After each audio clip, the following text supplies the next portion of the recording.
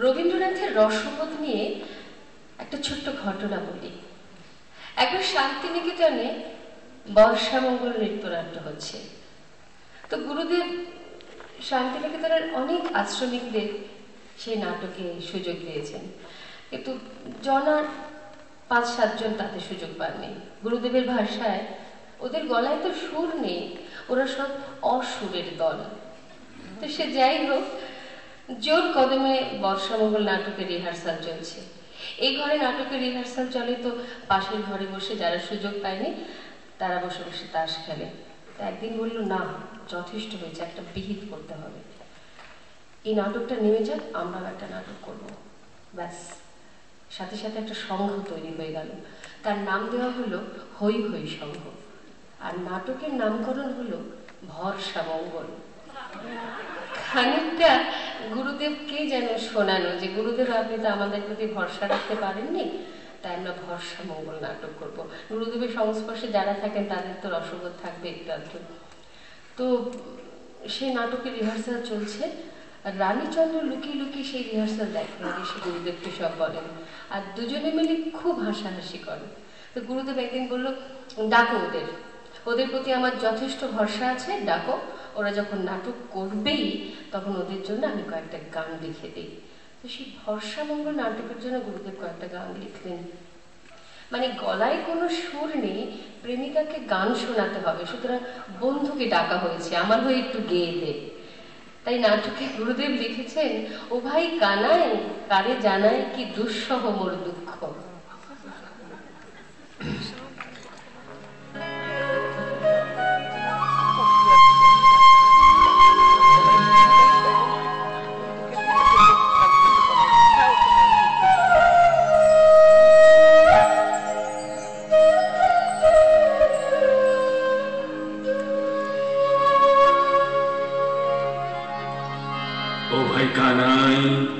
জানে দুঃসহ দুঃখ, ও ভাই কানাই কারে জানাই দুঃসহ দুঃখ। এই ৩টে-৪টে পাশ করেছি, নিতান্ত নয় মুখ্য, ৩টে-৪টে পাশ করেছি, নিতান্ত নয় মুখ্য। ও ভাই কানাই কারে জানাই দুঃসহ দুঃখ।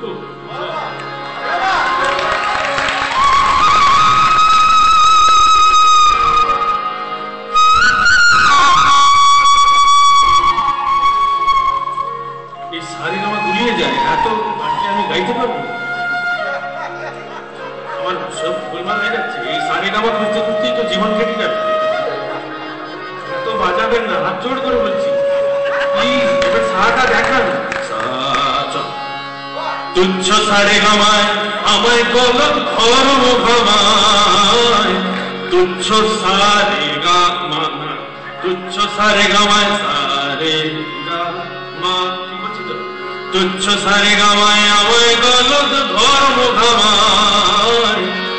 বুদ্ধি আমার যেমন হোক কান দুটো নয় সুখ, আরে বুদ্ধি আমার যেমনই হোক কান দুটো নয় সুখ। এই বড় মোর দুঃখ, ও কানাই রে একটু সাপোর্ট দিন মশাই। এই বড় মোর দুঃখ, ও ভাই কানাই খালি জানাই দুঃসহ দুঃখ।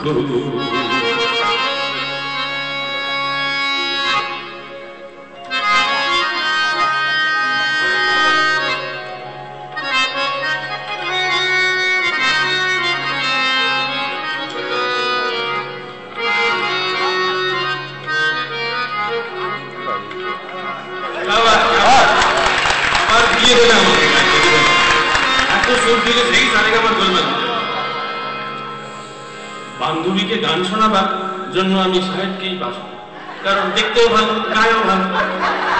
আমার মতো মোটা সোটা নয়, সুন্দর ছিপছিপে, আজকাল সবাই চাচায়, বুঝলেন কি? বান্ধবীকে গান শোনাতে এই ডাকতে হয় সতীশকে। সাহেব ও এখন সে যুগে ও সতীশ হয়ে জন্মেছিল, এটা জন্মান্তর।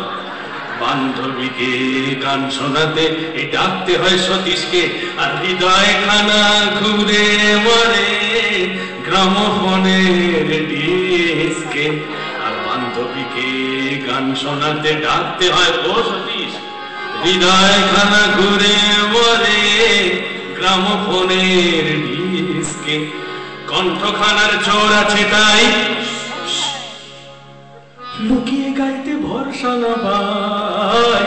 কণ্ঠখানার চোর আছে তাই লুকিয়ে গাইতে ভরসা না পাই। স্বয়ং প্রিয়া বলেন তোমার গলা বড় দুঃখ। স্বয়ং প্রিয়া বলেন তোমার গলা বড়ই দুঃখ। এই বড় মোর দুঃখ ও পুলক রে, সরি কানাই রে, দিও। এই বড় মোর দুঃখ ও ভাই কানাই, কারে জানাই আপনারা বুঝুন। দুঃসহ দুঃখ